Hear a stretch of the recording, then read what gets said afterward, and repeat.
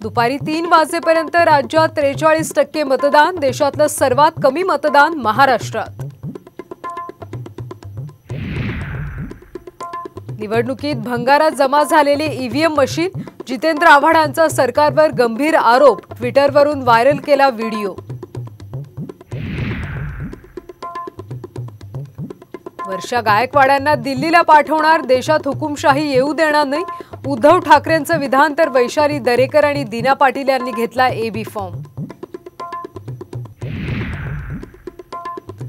नाशिकच्या जागेसाठी भुजबळांचे विश्वासू दिलीप खैरेंनी घेतला उमेदवारी अर्ज, तर शिंदे गटाचे गोडसे आणि शांतिगिरी महाराजांनीही घेतला अर्ज।